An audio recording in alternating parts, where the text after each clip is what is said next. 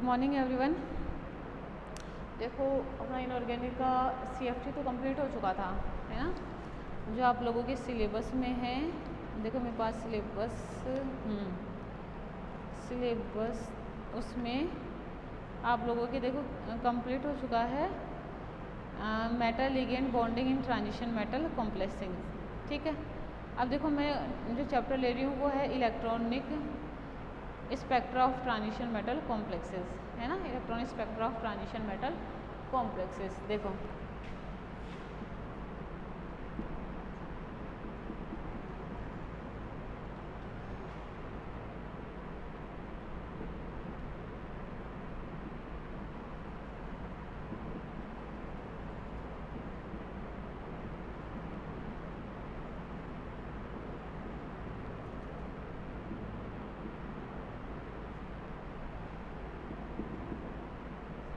देखो transition electron spectra of transition metal complexes. ठीक है, देखो टॉपिक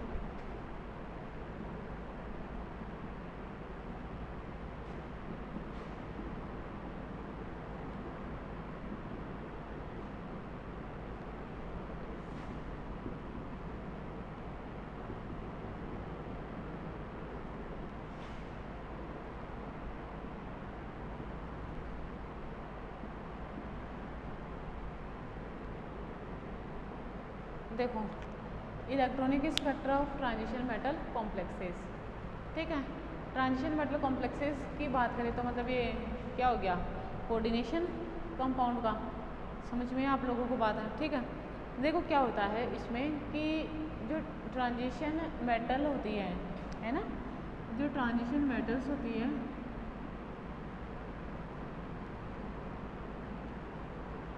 ट्रांजिशन मेटल्स क्या करती है, लिगेंड के साथ कंबाइन होती है ना,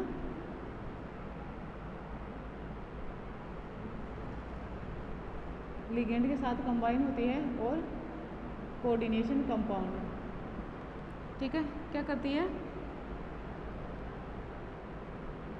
कोऑर्डिनेशन कंपाउंड का निर्माण करती हैं। क्लियर क्या? अब ये जो कोऑर्डिनेशन कंपाउंड है ना, कोई भी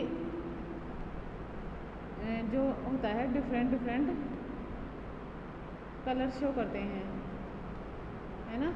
ये जो कोऑर्डिनेशन कंपाउंड है ये क्या करते हैं, डिफरेंट कलर शो करते हैं। ठीक है, एक कॉम्प्लेक्स किसी लिगेंड के साथ बनाता है, ऑक्टाहेड्रल या टेट्राहेड्रल एक मेटल आयन, और दूसरे लिगेंड के साथ दूसरा कॉम्प्लेक्स बनाता है, तो एक ही मेटल जिनमें सेंट्रल एटम के रूप में प्रेजेंट रहता है उनके रंग भी अलग अलग होते हैं। समझ में? मतलब कोऑर्डिनेशन कंपाउंड क्या है, कोऑर्डिनेशन कंपाउंड की पार्टिसिपेशन में अपन जानते हैं लिगेंड पार्टिसिपेट करता है और मेटल पार्टिसिपेट करती हैं।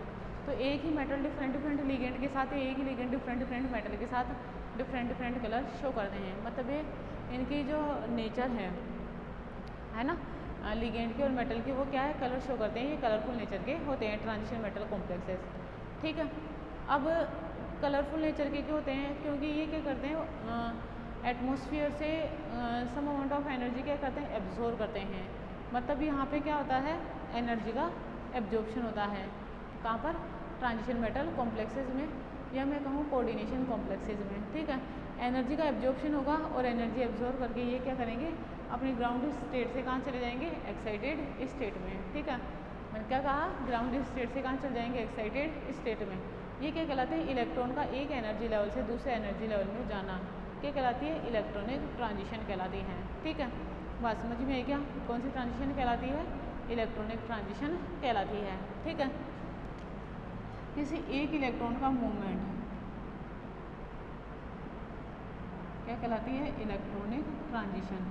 जब डिफरेंट एनर्जी लेवल के बीच में होता है तो उन्हें अपन क्या कहते हैं, इलेक्ट्रॉनिक ट्रांजिशन कहते हैं। पहली चीज़ तो ये। अब इलेक्ट्रॉनिक ट्रांजिशन में क्या होते हैं, बॉन्डिंग, मोलिकुलर ऑर्बिटल भी पार्टिसिपेट करते हैं, एंटी बॉन्डिंग भी करते हैं और नॉन बॉन्डिंग भी करते हैं।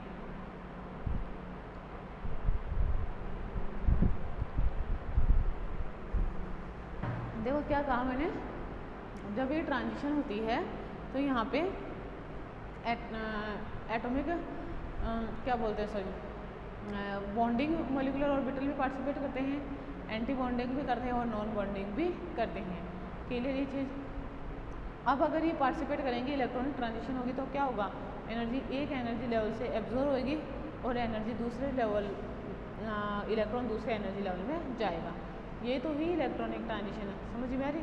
और उस ट्रांजिशन में अगर इलेक्ट्रॉन का absorption during the electronic transition अगर in the range of ultraviolet और विजिबल हो, है ना, अल्ट्रावायलेट या विजिबल रेंज में हो, समझ रहे हो आप लोग मेरी बात, ठीक है। तो वो कैसा दिखाई देगा, कलरफुल दिखाई देगा, नहीं तो कैसा दिखाई देगा, कलरलेस दिखाई देगा, ठीक है। मतलब मैंने कहा कि जैसे डिफरेंट कंपाउंड होते हैं, और डिफरेंट कंपाउंड क्यों होते हैं, क्योंकि इलेक्ट्रॉनिक ट्रांजिशन शो करते हैं। अब इनमें जो मेन इलेक्ट्रॉनिक ट्रांजिशन है, अपन क्या पढ़ते हैं इनकी कलर प्रॉपर्टीज़ के लिए, एक तो होती है डी ट्रांजिशन और एक होती है चार्ज ट्रांसफ़र ट्रांजिशन, ठीक है। देखो एक तो कौन सी होती है डी ट्रांजिशन और एक कौन सी होती है चार्ज ट्रांसफ़र ट्रांजिशन होती है, समझ रहे हो आप लोग मेरी बात, ठीक है। ये ट्रांजिशन होगी और इन ट्रांजिशन से नॉर्मली क्या होगा, इलेक्ट्रॉन अपने एक एनर्जी लेवल से कहाँ चल जाएगा, दूसरे एनर्जी लेवल पर। क्लियर ये वाली बात भी, ठीक है। मैंने क्या कहा, इलेक्ट्रॉन क्या होएगा, अपने एक एनर्जी लेवल से कहाँ चला जाएगा, दूसरे एनर्जी लेवल पे, ठीक है। और कलर क्या करेगा, शो करेगा, जो मतलब रेडिएशन इमिट करेगा, और वो इमिट रेडिएशन अपने को क्या होती है, कलरफुल रेंज में दिखाई देती है। पहली चीज़ तो ये, ठीक है। क्लियर ये वाली बात है। दूसरी चीज़ क्या है, देखो नॉर्मली मैंने क्या कहा कि इनमें जो कलर प्रॉपर्टीज़ हैं उनके लिए दो प्रकार की इलेक्ट्रॉनिक ट्रांजिशन रिस्पॉन्सिबल होती है। एक तो क्या बताइए आप लोगों को डी ट्रांजिशन, समझ में आ रही है मेरी बात है, ठीक है। और एक आप लोगों को क्या बताइए चार्ज ट्रांसफ़र ट्रांजिशन है, ठीक है। अब देखो ये जो चार्ज ट्रांसफ़र ट्रांजिशन है या जो डी ट्रांजिशन है, ठीक है, ये क्या हो सकती है, ये नॉर्मली ऑक्टाहेड्रल फील्ड में भी हो सकती है और ये नॉर्मली टेट्राहेड्रल फील्ड में भी हो सकती है। ऑक्टाहेड्रल और टेट्राहेड्रल दोनों प्रकार की कंपाउंडों में ये इस तरीके की ट्रांजिशन पाई जाती है, जिसके कारण वो क्या करते हैं, कलर प्रॉपर्टीज शो करते हैं, ठीक है। तो देखो पहले क्या है डी ट्रांजिशन, है ना, कलर प्रॉपर्टीज़ के लिए रिस्पॉन्सिबल फैक्टर कौन सा है, पहला डी ट्रांजिशन, ठीक है, डी ट्रांजिशन। अब देखो क्या होता है कि जब भी कॉम्प्लेक्स बन रहा होता है ना, जब भी कॉम्प्लेक्स बनाना होता है मेटल को, तो मेटल की साइड क्या होता है, लिगेंड अप्रोच करते हैं, है ना, मेटल की साइड क्या होता है, लिगेंड अप्रोच करते हैं। बात समझ में आ रही है, ठीक है। लिगेंड के अप्रोच करने से क्या होता है कि वो उसके साथ एक निश्चित अरेंजमेंट में जुड़ेंगे और जुड़कर एक निश्चित ज्यामिति वाले कॉम्प्लेक्स का निर्माण कर लेते हैं, ठीक है। एक स्पेसिफिक क्या करते हैं, स्पेसिफिक ज्योमेट्री में, समझ में, स्पेसिफिक ज्योमेट्री में जुड़ेंगे और जुड़कर क्या करेंगे, कॉम्प्लेक्स की फॉर्मेशन करेंगे। अब वो कॉम्प्लेक्स टेट्राहेड्रल भी हो सकता है और कॉम्प्लेक्स ऑक्टाहेड्रल भी हो सकता है। तो जैसे मेटल की तरफ कॉम्प्लेक्स बनाने के लिए लिगेंड अप्रोच करते हैं, ठीक है, जैसे ही लिगेंड अप्रोच करते हैं तो लिगेंडों के अप्रोच के कारण मेटल के जो डी ऑर्बिटल होते हैं वो स्प्लिट हो जाते हैं, है ना, स्प्लिट होकर क्या होता है, दो भागों में टूट जाते हैं, ठीक है। जैसे डी सबसेल में ऑर्बिटल कितने होते हैं, 5 ऑर्बिटल होते हैं, ठीक है। जैसे ही इनकी तरफ लिगेंड अप्रोच करता है तो ये टूटकर दो भागों में बट जाते हैं। एक डी ऑर्बिटल का सेट डब्ल्यू डी जनरेट होता है, एक डी ऑर्बिटल का सेट ट्रिपली डी जनरेट होता है, ठीक है। मैंने क्या कहा, एक सेट डी ऑर्बिटल का डब्ल्यू डी जनरेट होता है तो दूसरा ट्रिपली डी जनरेट होता है।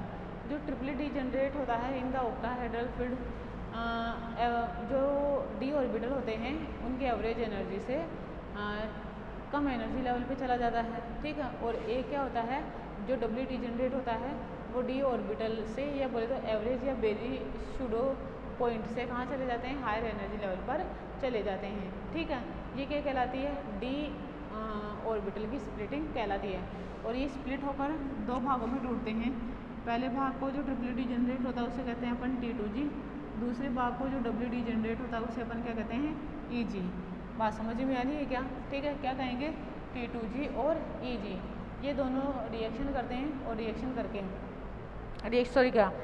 स्प्लिट होते हैं और स्प्लिट होकर दो भागों में टूट जाते हैं, T2G में और EG में।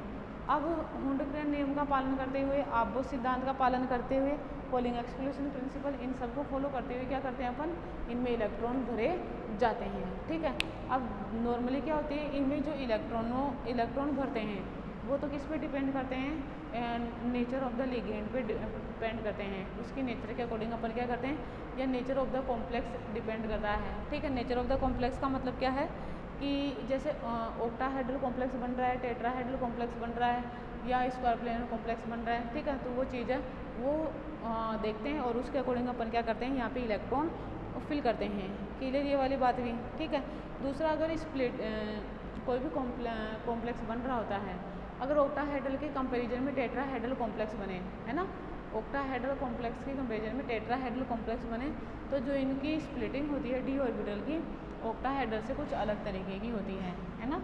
और उस अलग तरीके में क्या है नॉर्मली कि देखो ये टूटेंगे और टूटकर इस तरीके से ट्रिपलेट डिजेनरेट तो देखो ऊपर चला जाता है और डबली डिजेनरेट नीचे आ जाता है। समझ में, डबली डिजेनरेट को अपन लोअर एनर्जी लेवल पे लिखते हैं और ट्रिपली डिजेनरेट को हायर एनर्जी लेवल पे लिखते हैं इन टेट्राहेड्रल कॉम्प्लेक्सेज। ठीक है, मतलब इनकी जो स्प्लिटिंग होती है वो एकदम अपोजिट होती है ऑक्टाहेड्रल कॉम्प्लेक्सेज की कंपैरिजन में। ठीक है, किसकी, टेट्राहेड्रल फील्ड में जो डी ऑर्बिटल होते हैं उनकी। ये कौन सा फील्ड कहलाएगा, टेट्राहेड्रल फील्ड।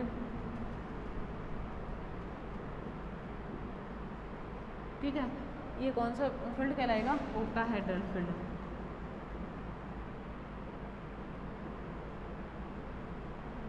ठीक है, इस तरीके की क्या होगी, स्प्लिटिंग होगी। अब अगर इनमें इलेक्ट्रॉन मौजूद हो, है ना, अगर इनमें इलेक्ट्रॉन मौजूद हो तो यहाँ से एनर्जी एब्जॉर्ब करेगा और ये एक्साइटेड स्टेट में जाएगा।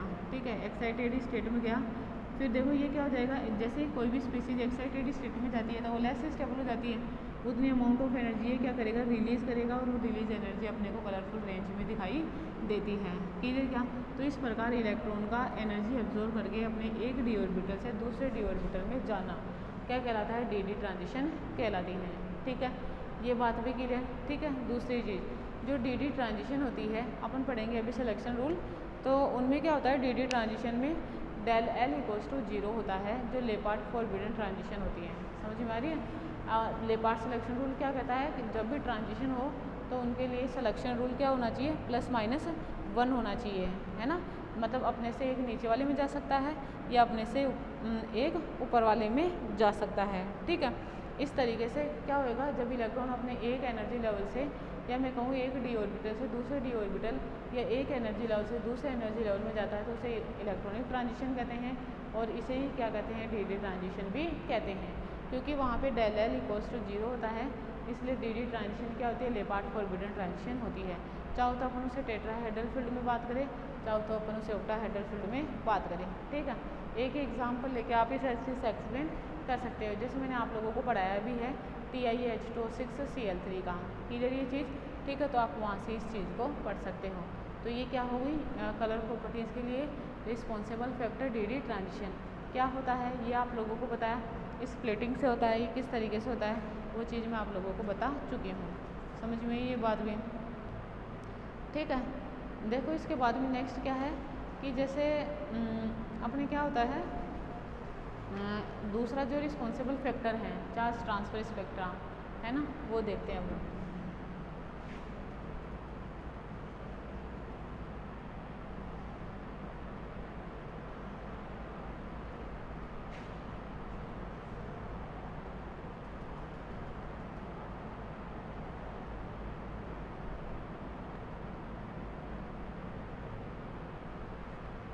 देखो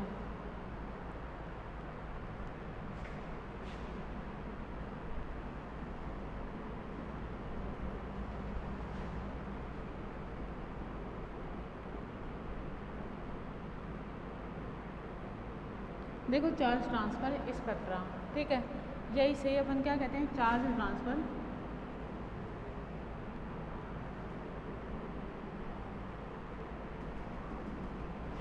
ट्रांजिशन।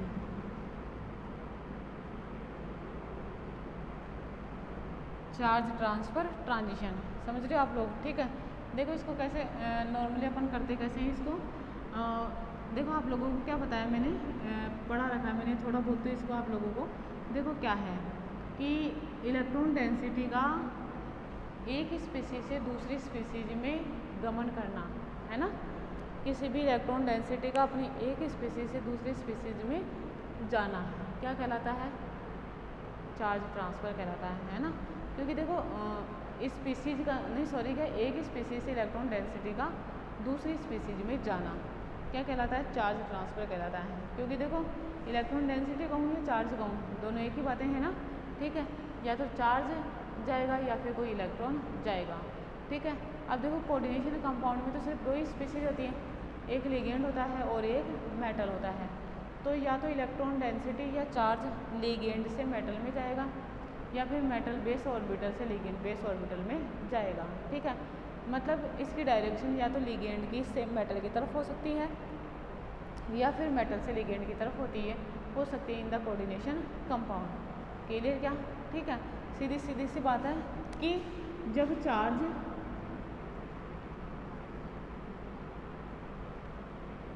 चार्ज एक स्पीसीज से दूसरी स्पीसीज में ट्रांसफ़र होता है ना। अनदर स्पीसीज में अगर ट्रांसफ़र हो तो उसे अपन क्या कहेंगे, चार्ज ट्रांसफ़र। मतलब ट्रांसफ़र हो और उससे ट्रांजिशन क्रिएट हो, है ना। उससे ट्रांजिशन क्रिएट हो तो अपन उससे क्या कहेंगे, चार्ज ट्रांसफ़र ट्रांजिशन। बात समझ में है आप लोगों को ये, ठीक है।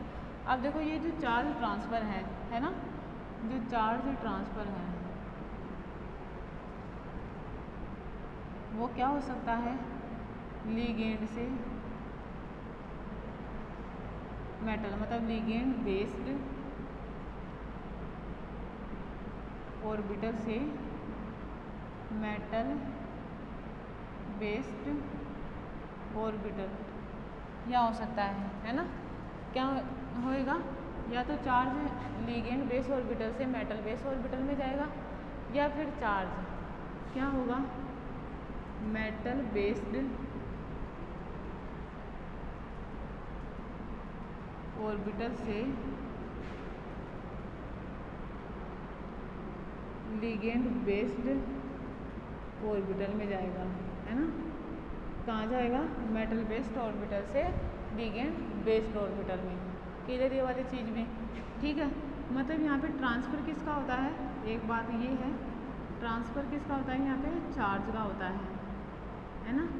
चार्ज का होएगा। अब ये चार्ज एक से ज़्यादा भी हो सकते हैं। दूसरी बात, मुझे एक बात बताओ, मैंने कहा चार्ज ट्रांसफ़र ट्रांजिशन में इलेक्ट्रॉनिक डेंसिटी या चार्ज लिगेंड टू मेटल या मेटल टू लिगेंड जाता है। That means charge transfer transition is bidirectional in nature. लिखो मैं, then charge transfer transition is bidirectional in nature, ठीक है। Charge transfer transition is bidirectional in nature, ठीक है। By directional होगी तो अपन इसको कैसे लिख सकते हैं, इस तरीके से लिख सकते हैं। समझ में आप लोगों को बात, ठीक है। ये क्या कहलाती है, चार्ज ट्रांसफ़र ट्रांजिशन कहलाती है। अब जैसे मैंने कहा इनके ट्रांजिशन दो तरीके से हो सकते हैं, या तो लिगेंड बेस ऑर्बिटल से मेटल बेस ऑर्बिटल में या मेटल बेस ऑर्बिटल से लिगेंड बेस ऑर्बिटल में, है ना। अगर ट्रांजिशन इस तरीके की हो, लिगेंड से मेटल हो या फिर ट्रांजिशन मेटल से लिगेंड हो, ठीक है, तो इसे कहेंगे अपन LMCT, है ना, लिगेंड टू मेटल। इसे क्या कहेंगे, ligand to metal charge transfer.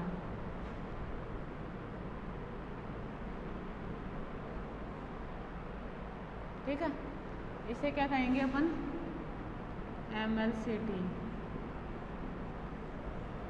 मतलब metal to ligand. Charge transfer, है ना। क्या कहेंगे, metal to ligand charge transfer, ठीक है। क्लियर, मतलब चार्ज ट्रांसफ़र ट्रांजिशन दो प्रकार की होती है, एक होती है LMCT और एक होती है MLCT, ठीक है। देखते हैं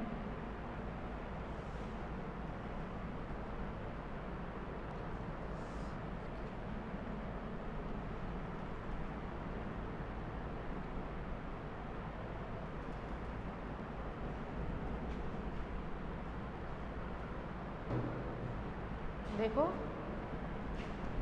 मैंने कहा ये दो प्रकार की होती है। पहले देखते हैं LMCT, ठीक है, metal to ligand charge transfer, ठीक है। देखो इसमें क्या होता है कि लिगेंड से मेटल इलेक्ट्रॉन डेंसिटी जाती है, ठीक है। तो देखो लिगेंड बेस ऑर्बिटल में इलेक्ट्रॉन डेंसिटी होनी चाहिए, है ना। अब देखो इसको सीधे सीधे तरीके से पढ़ते हैं। लिगेंड से मेटल में जा रहा है, मतलब लिगेंड दे रहा है, मेटल ले रहा है। तो ऐसी कौन सी प्रॉपर्टीज़ हैं जिसके कारण लिगेंड की देने की नेचर बढ़ जाए, है ना। समझ में आ रही, वो सब देखेंगे, ठीक है।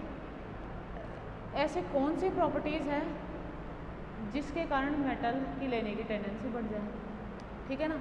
मतलब मेटल ले रहा है, मुझे एक बात बताओ, मेटल के पास अगर पहले से कोई कमी नहीं हो, पहले से भरा हुआ हो जितना उसको इलेक्ट्रॉन डेंसिटी चाहिए, तो बताओ वो लिगेंड से लेगा क्या, नहीं लेगा। तो LMCT के लिए ज़रूरी क्या हो गई बात कि मेटल के पास ऐसे गुण होने चाहिए जो उस पर इलेक्ट्रॉन डेंसिटी की कमी प्रदर्शित करें, और लिगेंड के पास ऐसे गुण होने चाहिए कि उस पर इलेक्ट्रॉन डेंसिटी शो करे, है ना।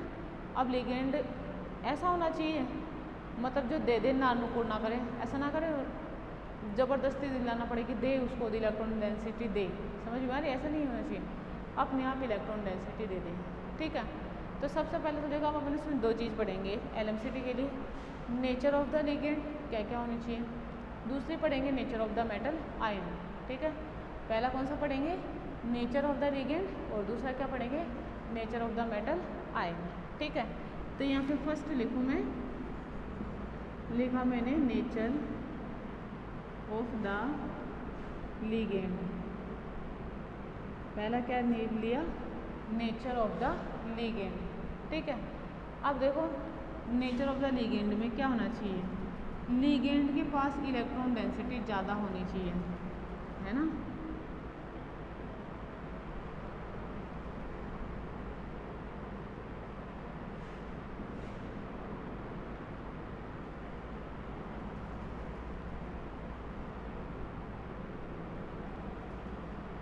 Ligand should have high electron density, ठीक है। अब ये कैसे हो सकती है, via presence of lone pair of electrons, दूसरा via presence of negative charge, ठीक है। क्या लिखा मैंने, किस किस कारण हो सकती है, या तो नेगेटिव चार्ज के कारण इलेक्ट्रॉन डेंसिटी ज़्यादा हो सकती है,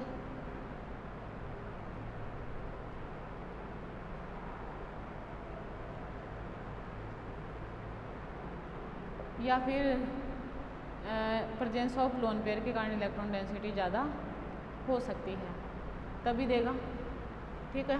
नेक्स्ट है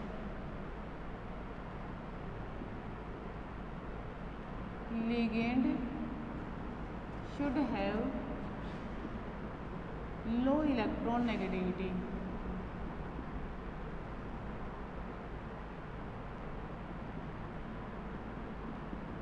क्या लिखा मैंने, ligand should have low electron negativity, clear ये बात, ठीक है।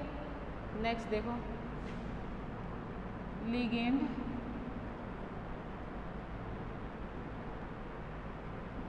शुड हैव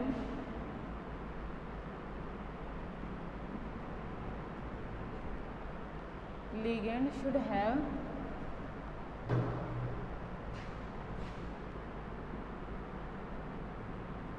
larger size, ठीक है, clear. Next,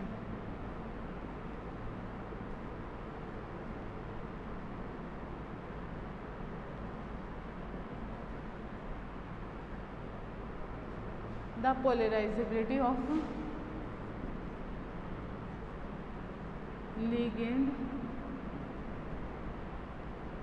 should be very high, ठीक है। नेक्स्ट, नेक्स्ट क्या है,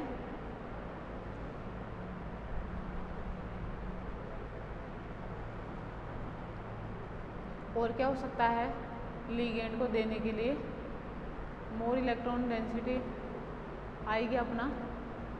दूसरा देखो मैंने क्या लिखा, ligand should have low electron negativity, ligand should have larger size and the polarisability of the ligand should be very high, ठीक है। पोलराइजेबिलिटी क्या होनी चाहिए, उसकी ज़्यादा होनी चाहिए, ठीक है। अगर पोलराइजेबिलिटी ज़्यादा होगी, ठीक है, तो नॉर्मली क्या होगा, आसानी से पोलराइज हो जाएगा, इलेक्ट्रॉन डेंसिटी दे देगा। और अगर ये इलेक्ट्रॉन डेंसिटी देगा तो क्या बनेगा, स्टेबल बॉन्ड की फॉर्मेशन बनेगी, ठीक है। क्लियर ये वाली बात भी, ठीक है। तो लिगेंड के पास ये सब कैरेक्टर होने चाहिए। जैसे अपन बात करें हेलोजन ग्रुप में, है ना, जैसे F माइनस लिगेंड हो सकता है, Cl माइनस हो सकता है, Br माइनस और I माइनस ये लिगेंड हो सकते हैं, ठीक है। तो देखो F का तो साइज सबसे छोटा, इलेक्ट्रॉन नेगेटिविटी सबसे ज़्यादा, इलेक्ट्रॉन डेंसिटी तो देखो तीनों पर ही सेम सेम है, सॉरी चारों पर ही सेम सेम है सभी पर, मतलब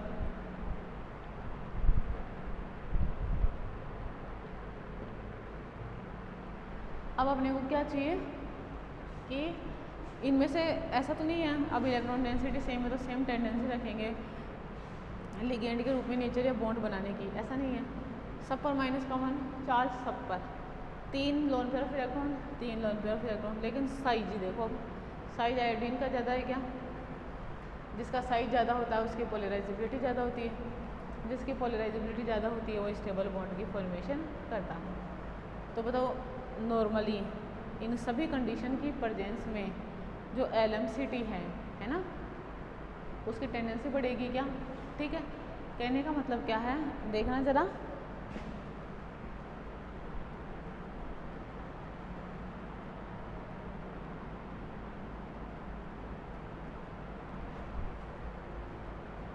देखो क्या होता है।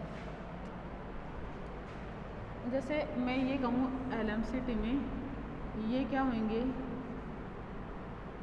लिगेंड बेस्ड ऑर्बिटल,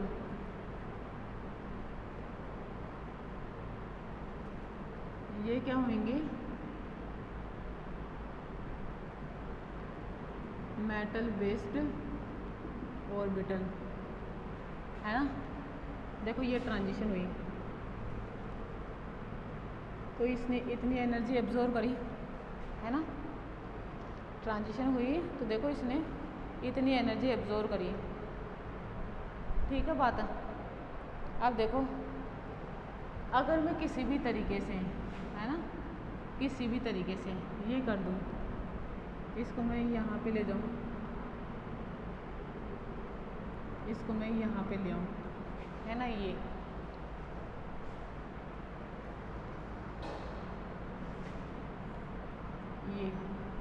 तो बताओ अब ये ट्रांजिशन होगी डेल ई डैश, ठीक है।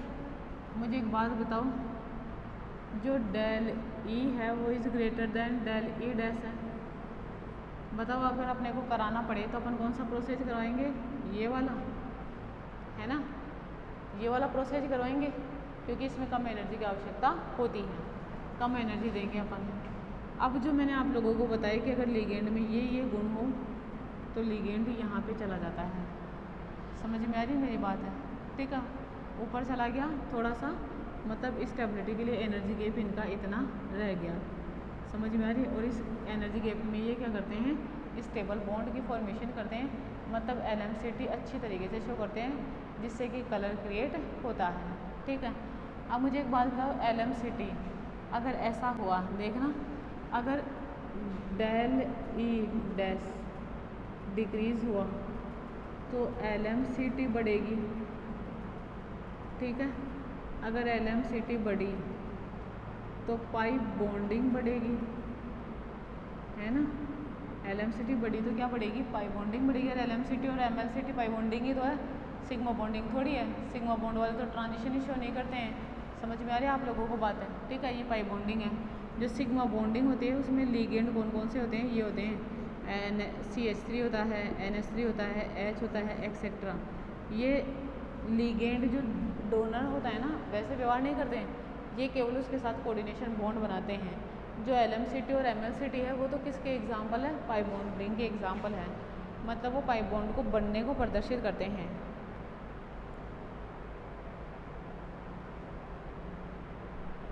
किसको प्रदर्शित करते हैं, ये पाई बॉन्ड के बनने को प्रदर्शित करते हैं, ठीक है।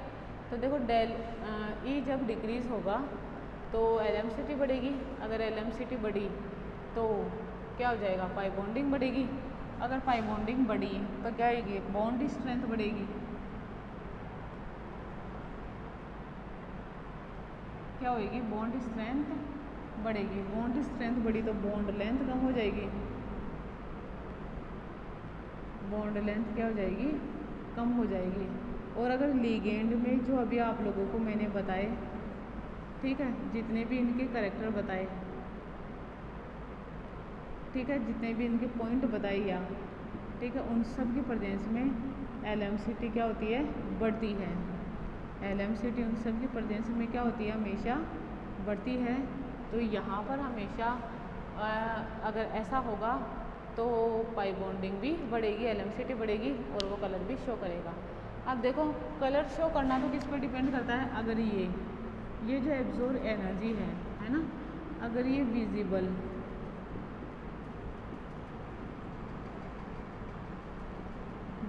लाइट रेडिएशन, ठीक है, विजिबल लाइट रेडिएशन में हो तो ये कलर प्रॉपर्टी शो करता है, नहीं तो कलर प्रॉपर्टी शो नहीं करता है। कई बार होता है कई कॉम्प्लेक्सेस में ये जो ट्रांजिशन है डेल ई वाली, ये नॉर्मली क्या होती है, अल्ट्रावायलेट रीजन में आ जाती है और अल्ट्रावायलेट रीजन में आने के कारण ये कलर शो नहीं करती है। क्लियर क्या ये बात है, ठीक है। कलर तो देखो तभी शो करेगी, लेकिन इनके LMCT से किस किस पर कैसा कैसा प्रभाव पड़ता है वो चीज़ मैंने आप लोगों को बताई है। क्लियर। तो ये किसके गुण हो गए, लीगेंड के गुण हो गए। किसके लिए, LMCT के लिए। अगर लीगेंड में ये सारे गुण होंगे तो LMCT बढ़ेगी, और अगर गुण नहीं होंगे तो LMCT कम होगी, पाई बॉन्डिंग कम होगी, सब पर अपोजिट इफेक्ट पड़ेगा। क्लियर क्या मेरी बात है, ठीक है। लेकिन एक चीज़ ध्यान रखना, कलर तो ये तभी शो करेगा जबकि ये क्या हो,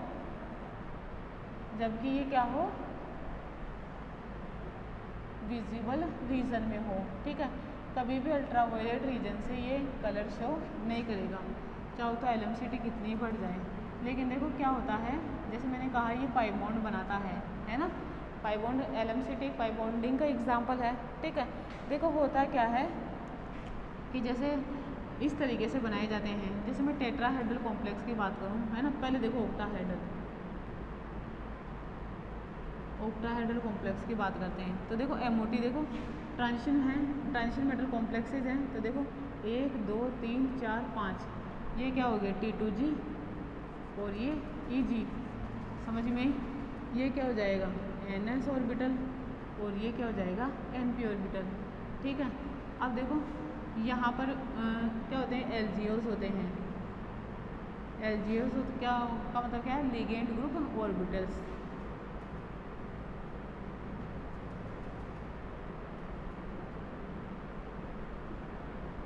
ये क्या होते हैं, लिगेंड ग्रुप ऑर्बिटल होते हैं। तो देखो यहाँ पर बॉन्डिंग बनेगा, ठीक है, यहाँ पर बॉन्डिंग बनेगी, समझ में आ रही है आप लोगों को मेरी बात, ठीक है। यहाँ पर बॉन्डिंग बनेगी, है ना, और यहाँ पर बॉन्डिंग बनेगी, और यहाँ पर क्या बनेगा, एंटी बॉन्डिंग बनेंगे, इस तरीके से, है ना, जो भी है ऐसे ऐसे मिले होते हैं ये, समझ रहे आप लोग मेरी बात, ठीक है, इस तरीके से। क्लियर, ये ऐसे इस तरीके से क्या होता है, इसका MOT बनाया जाता है ना। ये इस तरीके से क्या होता है, इसका MOT डायग्राम बनाया जाता है। ये ऑक्टाहेड्रल फील्ड में इसका MOT डायग्राम है। क्लियर क्या? अब ये LGOs जो हैं यहाँ पे लिगेंड ग्रुप ऑर्बिटल्स होते हैं, ठीक है।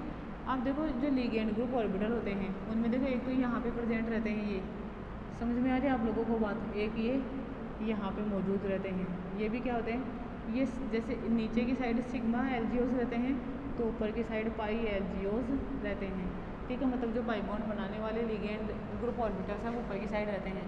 तो देखो ये तो वैसे ही बिहेव करते हैं जैसे इनको करना चाहिए, मतलब बॉन्ड बनाते हैं। कॉमन सी स्पीसीज होती है जैसे CH3 NH3H, ये एल्काइल ग्रुप है ना, ये सब क्या करते हैं, सिग्मा बॉन्ड की फॉर्मेशन करते हैं, ठीक है। तो देखो एक तो यहाँ पे होता है ये T और ये T है ना, ये होता है T1 और ये T2, इसका एनर्जी लेवल है किसका, पाई LGOs का, ठीक है। तो देखो एक यहाँ पे ये E स्टार और ये T2, क्लियर क्या मेरी बात है, ठीक है।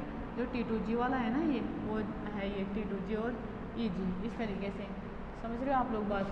तो देखो अगर इलेक्ट्रॉन यहाँ हो, है ना, अपन इनकी बात करेंगे, अपने को इनसे मतलब है ना। अगर इलेक्ट्रॉन यहाँ पर हो तो देखो ट्रांजिशन यहाँ से यहाँ हो सकती है ट्रांजिशन, और यहाँ से यहाँ हो सकती है। बात समझ में है क्या, क्लियर क्या? मैंने क्या कहा, ट्रांजिशन कैसे होगी, T1 से सीधे या तो T2 में हो जाएगी या सीधे EG में हो जाएगी, है ना। मतलब यहाँ से सीधे यहाँ या सीधे यहाँ, या फिर क्या हो, सपोज करो यहाँ पहले इलेक्ट्रॉन यहाँ चल जाए, है ना। ऐसे कहेगी मैं तो 1 बाय 1 जाऊँगा, छूँगा नहीं डायरेक्ट, तो फिर ये ट्रांजिशन होगी और ये ट्रांजिशन होगी। समझ रहे हो आप लोग मेरी बात, ठीक है। तो इस तरीके से ट्रांजिशन होगी जिसके कारण जो भी ट्रांजिशन है ना, जो भी XYZ, जैसे ये 4 ट्रांजिशन है, इन 4 ट्रांजिशन में जो भी ट्रांजिशन विजिबल रीजन में होगी वो कॉम्प्लेक्स की कलर प्रॉपर्टी शो करेगी और वो LMCT शो करेगी। अब देखो ये लिगेंड बेस ऑर्बिटल है, पाई LGOs है ना, पाई बॉन्ड वाले, और ये मेटल के एंटी बॉन्डिंग है ना, या मैं कहूँ स्लाइटली एंटी बॉन्डिंग है, क्लियर। तो उनमें इस तरीके से जब एनर्जी दी जाती है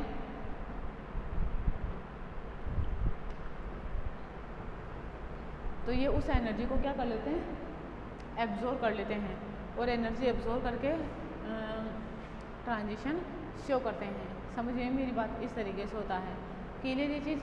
तो लिगेंड की नेचर ऐसी होनी चाहिए जिससे वो क्या करे, कॉम्प्लेक्स फॉर्मेशन कर सके, क्लियर।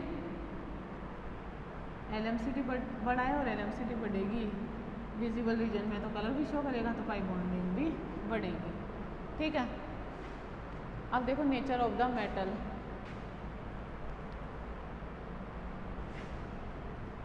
ये है ना मेटल, ये लिगेंड,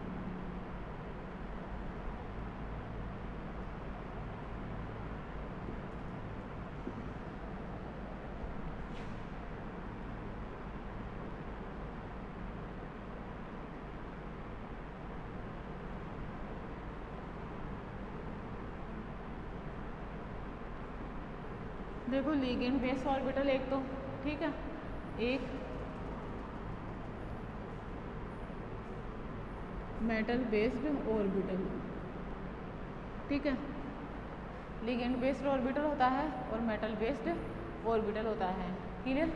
अब देखो इसमें अपन चाहते हैं ये जो एनर्जी गैप है इसका, है ना, ये जो एनर्जी गैप है ये वाला, ये कम हो जाए इतना, ठीक है। कम होएगी तो अपने को एनर्जी कम देनी पड़ेगी, ठीक है ना। एनर्जी कम देंगे तो LMCT बढ़ेगी, ठीक है। अब मेटल में कौन कौन सी प्रॉपर्टीज़ होनी चाहिए, ठीक है, LMCT को बढ़ाने के लिए। देखो पहली चीज़ मेटल के बारे में, पहली चीज़ मुझे एक बार का, मेटल ऐसा स्पीसीज है जो एक्सेप्ट कर रहा है इलेक्ट्रॉन डेंसिटी, है ना, ये कैसा है, एक्सेप्टर है। अब बताओ मेटल को एक्सेप्टर होने के लिए इस पर लो इलेक्ट्रॉन डेंसिटी क्या होना चाहिए, इस पर लो इलेक्ट्रॉन डेंसिटी होनी चाहिए। समझ में आप लोगों को बात, पहली चीज़ तो ये मेटल पर इलेक्ट्रॉन डेंसिटी कैसी होनी चाहिए, कम होनी चाहिए, लो इलेक्ट्रॉन डेंसिटी होना चाहिए, है ना। Metal should have low electron density, ठीक है। नेक्स्ट देखो, नेक्स्ट मैं कहूँ metal should have highly positive charge. Metal should have highly positive charge. ठीक है, नेक्स्ट देखो, metal should have small size. ठीक है, मैंने क्या लिखा, लो इलेक्ट्रॉन डेंसिटी होनी चाहिए, मेटल पर हाईली पॉजिटिव चार्ज होना चाहिए, metal should have highly positive charge. Next बोला metal should have small size. ठीक है, या मैं कहूँ metal should have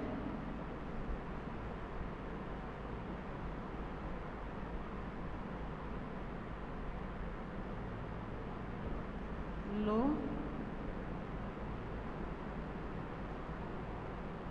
ionization energy, है ना. मेटल की आयनाइजेशन एनर्जी क्या होनी चाहिए, कम होनी चाहिए. समझ में आप लोगों को बात है.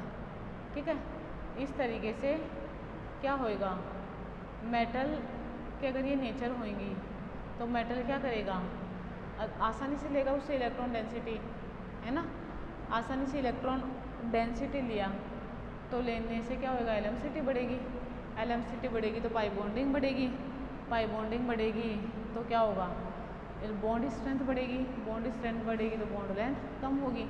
समझ में आ रही, सब पर प्रभाव पड़ता है. इनकी स्ट्रेचिंग फ्रिक्वेंसी पर प्रभाव पड़ता है, इनकी बेंडिंग फ्रिक्वेंसी पर प्रभाव पड़ता है, इनकी सिमेट्री पर प्रभाव पड़ता है, इनके डाइपोल मोमेंट पर प्रभाव पड़ता है.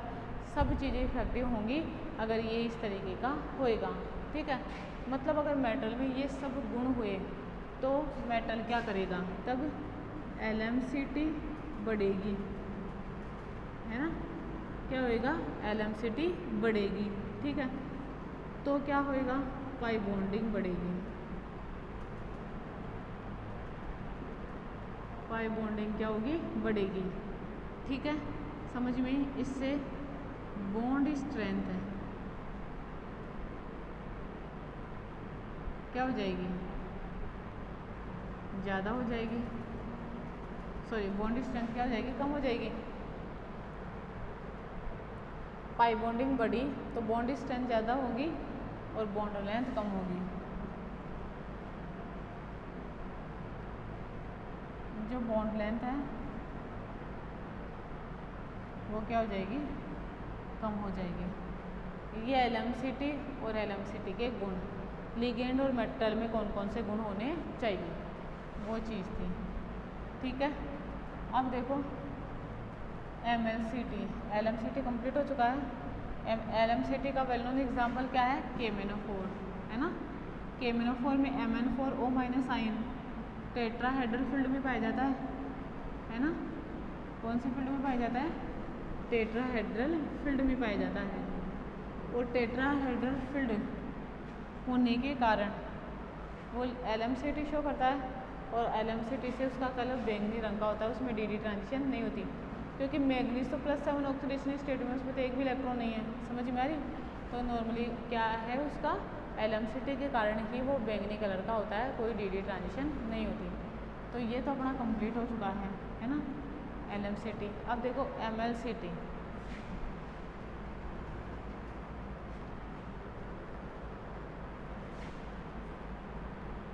एमएलसीटी, ठीक है. अब देखो एमएलसीटी का मतलब क्या है, मेटल टू लिगेंड. पहले लिगेंड दे रहा था, अब मेटल देगा. मेटल इस तरीके से दिया लिगेंड को, है ना. मतलब मेटल से इलेक्ट्रॉन डेंसिटी जा रही है और लिगेंड की तरफ आ रही है. समझ में आप लोगों को बात इतनी, ठीक है. मैंने क्या कहा, मेटल से इलेक्ट्रॉन डेंसिटी जा रही है और लिगेंड से इलेक्ट्रॉन डेंसिटी आ रही है. नहीं सॉरी, एलएमसीटी में हुआ था ये. तो एमएलसीटी में क्या होगा, मेटल देगा और लिगेंड लेगा. ठीक है. अब मुझे एक बात बताओ, अपन तो ये तो उल्टा चक्कर पड़ गया. अपन तो ये कहते हैं कि मेटल तो लेती है, देती कहाँ है ना. तो सुनना, देखो होता क्या है. क्या होता है कि जो मेटल है वो हमेशा पॉजिटिव चार्ज रखती है ना. ऐसा नहीं है कि उस पर नेगेटिव चार्ज आएगा। अगर नेगेटिव चार्ज आता भी है तो वो उसकी स्टेबिलिटी को क्या होता है, कम करने वाला होता है। तो मेटल हमेशा ये ही करने के लिए तत्पर रहती है कि नॉर्मली इलेक्ट्रॉन डेंसिटी दे, कभी भी इलेक्ट्रॉन डेंसिटी लेती नहीं है। ठीक है, मतलब हमेशा अपने से पॉजिटिव चार्ज ही गेन करती है, नेगेटिव चार्ज गेन नहीं करती है। ठीक है, अब मुझे एक बात बताओ, यहाँ पे मेटल दे रही है इलेक्ट्रॉन डेंसिटी, तो सबसे पहली चीज़ तो मेटल तो खुद ही इलेक्ट्रॉन डेफिशिएंट होती है, देगी कहाँ से? बिल्कुल, देने के लिए इनके पास इलेक्ट्रॉन डेंसिटी होती है। जब कोऑर्डिनेशन कंपाउंड बन जाते हैं तो क्या होता है कि लिगेंड, मैंने क्या कहा, जब कोऑर्डिनेशन कंपाउंड बन जाते हैं तो लिगेंड क्या करता है, लिगेंड क्या करेगा, नॉर्मली इसको इलेक्ट्रॉन डेंसिटी देगा जिससे वो फुलफिल भर जाएगा ऑर्बिटल। हो सकता है पहले से इसमें डी ऑर्बिटल प्रेजेंट हो, है ना, ऐसा हो सकता है ना कि इसमें पहले से भी कोई डी ऑर्बिटल प्रेजेंट हो जो इलेक्ट्रॉन उसमें उपस्थित हो, तो वहाँ से इलेक्ट्रॉन डेंसिटी दे सकता है। तो बताओ, देने के लिए मेटल के पास इलेक्ट्रॉन डेंसिटी होनी चाहिए, तो क्या क्या गुण हो? पहली चीज़ देखो, the nature of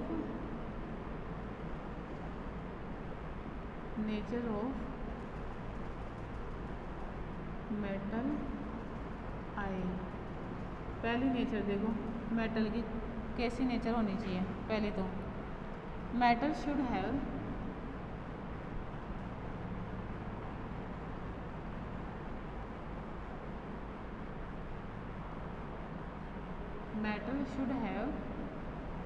high electron density.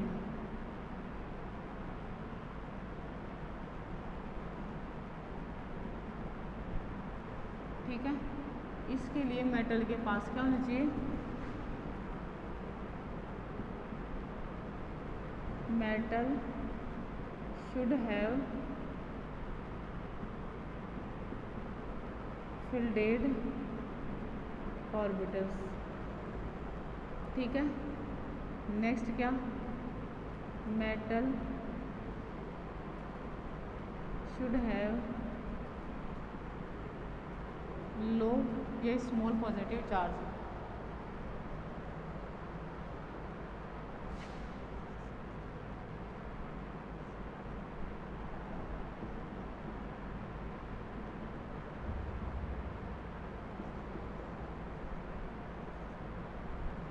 Small positive charge, metal should have small positive charge, या metal should have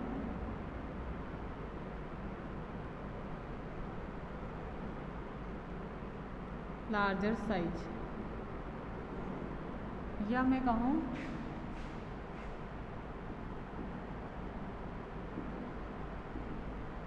principal quantum number should B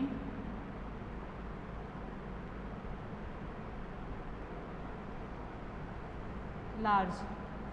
ठीक है, तो ये क्या करेगा, आसानी से इलेक्ट्रॉन डेंसिटी दे देगा। ठीक है, लिगेंड के बारे में देखते हैं, लिगेंड की कैसी नेचर होनी चाहिए। बताओ, लिगेंड ले रहा है ना, तो लिगेंड के पास तो, लिगेंड को तो अपन ऐसे बोलते हैं ये तो पॉइंट चार्ज होता है ना, लिगेंड को तो अपन ऐसे बोलते हैं ये तो पॉइंट चार्ज होता है। ठीक है, नेगेटिव चार्ज वगैरह होते हैं इस पर, समझ में आ रही मेरी बात? तो ये लेगा क्यों, कहाँ पे लेगा? तो सबसे पहले तो मेटल के पास जगह होनी चाहिए। जगह होने का मतलब क्या है, इसके पास vacant D, vacant P, vacant anti bonding molecular orbital होने चाहिए, है ना। दूसरा देखो, मेटल का एक और प्रॉपर्टी क्या होनी चाहिए, metal should have low ionization. उसमें जो इससे पहले करवाया ना मैंने, उसमें मैंने लिखा है metal should have low ionization energy, है ना, लिगेंड के लिए लिखना उसमें, वो लिगेंड के लिए है ना, ligand should have low ionization energy, उसमें metal should have low ionization energy. ठीक है, ये गुण किस में होनी चाहिए, मेटल में होनी चाहिए। अब देखो लिगेंड में कौन से गुण होने चाहिए, ligand ligand should have vacant p orbital, हो सकता है ना, vacant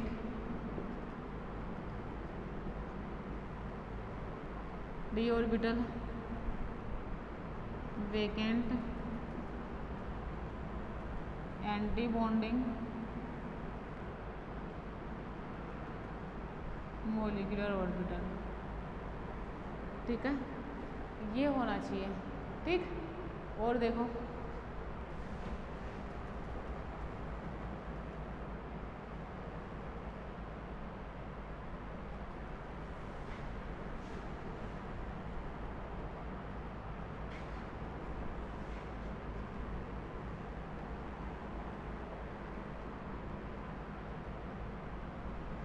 और देखो क्या क्या गुण होने चाहिए लिगेंड में।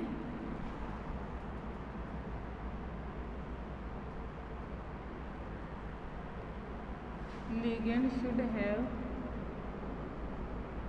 हाई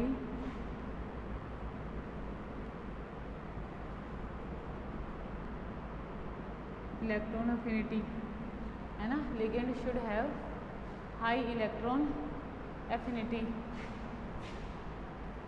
समझ में आई। It is also a more electro negative species, या इसकी नेचर कैसी होनी चाहिए, मोर इलेक्ट्रोनेगेटिव नेचर होनी चाहिए। तो ये आसानी से इलेक्ट्रॉन डेंसिटी एक्सेप्ट कर लेगा। अगर अपन ये सारे गुण पढ़े, मतलब मेटल में भी ये गुण हो, है ना, और लिगेंड में भी ये गुण हो। ठीक है, मेटल में भी गुण हो ये, और लिगेंड में भी ये गुण हो, तो क्या होएगा कि जैसे मैं ये कहूँ, इस तरीके की ट्रांजिशन थी अपनी, ये मेटल बेस्ड ऑर्बिटल, ठीक है, ये लिगेंड बेस्ड ऑर्बिटल। ठीक है, मेटल बेस्ड ऑर्बिटल और लिगेंड बेस्ड ऑर्बिटल। क्लियर ये चीज़। अगर ये सारे गुण शो करें तो मेटल का लिगेंड का एनर्जी लेवल यहाँ आ जाएगा और मेटल का एनर्जी लेवल यहाँ से आ जाएगा। ऐसा हुआ तो ये अब ये डेली डैश और ये डेली, है ना, ऐसा हुआ तो डेली कम हो जाएगा डेली से, then MLCT increase, then pi bonding increase होगी। ठीक है, ऐसा हुआ तो बॉन्ड स्ट्रेंथ बढ़ेगी, तो बॉन्ड लेंथ कम हो जाएगी। समझ में आ रही है? ठीक है, क्लियर। और मॉलिक्यूल की जो स्टेबिलिटी है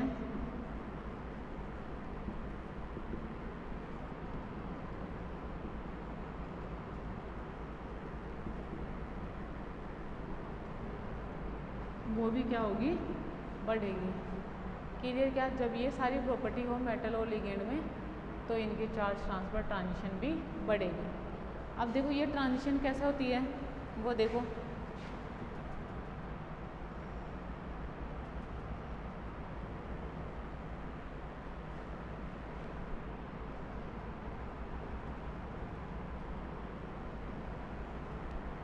जैसे मैंने कहा, जैसे ये क्या हो गए, एल्जियोस हो गए, है ना, यहाँ पे हो n-1d ऑर्बिटल, यहाँ पे हो ns ऑर्बिटल, यहाँ पे हो np ऑर्बिटल। तो ये इसका बॉन्डिंग, ये इसका बॉन्डिंग, समझ में आ रही है आप लोगों को बात। एक मैं यहाँ बना दूँ, एक यहाँ बना दूँ, ये इस तरीके से ठीक है। अब देखो एंटी बॉन्डिंग बनाई एक और ये दो, ये एंटी बॉन्डिंग बना दी। समझ में आई आप लोगों को? ये इस तरीके से, ठीक है। तो देखो ये यहाँ पर है मेटल का और ये यहाँ पे मेटल, क्लियर ये वाली बात, ठीक है। तो देखो यहाँ पे होते हैं ये पाई एलजीओस, ठीक है। अब मेटल की इलेक्ट्रॉन डेंसिटी इस ऑर्बिटल में होगी, इसमें होगी। तो देखो एक तो ट्रांजिशन ये होगी, एक ट्रांजिशन ये होगी। बताओ दो ट्रांजिशन हुई क्या? और एक यहाँ पे रहते हैं ये जो सिग्मा बॉन्ड बनाते हैं ना, ये एलजीओस, ये सिग्मा एलजीओस हैं, ये पाई एलजीओस हैं। जैसे NH2, जैसे H एक्सेट्रा। समझ में आप लोगों को बात, ठीक है। तो इस तरीके से क्या होगी, ये दोनों ट्रांजिशन कौन सी ट्रांजिशन है? देखो ये मेटल ऑर्बिटल है और ये भी मेटल ऑर्बिटल है। समझ रहे हो आप लोग मेरी बात है, ठीक है। तो ट्रांजिशन देखो यहाँ से यहाँ भी हो सकती है अगर यहाँ पे इलेक्ट्रॉन मौजूद हो तो, और ट्रांजिशन ये नीचे वाले से ऊपर भी हो सकती है। और ये भी कब होगा? जब यहाँ पे इलेक्ट्रॉन मौजूद हो। समझ में आया क्या इस बात? यहाँ पे और यहाँ पे, क्लियर ये चीज़?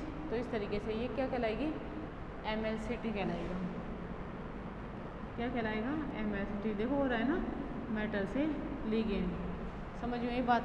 ये इस तरीके से इनकी ट्रांजिशन होती है।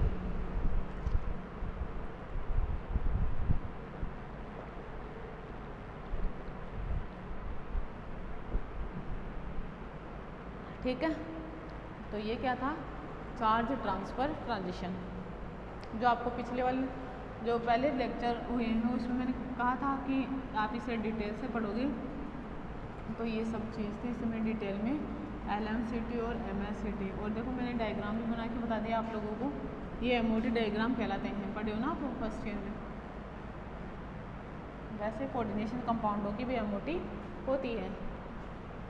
देखो अब देखो नॉर्मली कि कलर प्रॉपर्टीज़ के लिए रिस्पॉन्सिबल फैक्टर हो गए LMCT और MLCT। अब देखो next electronic transition.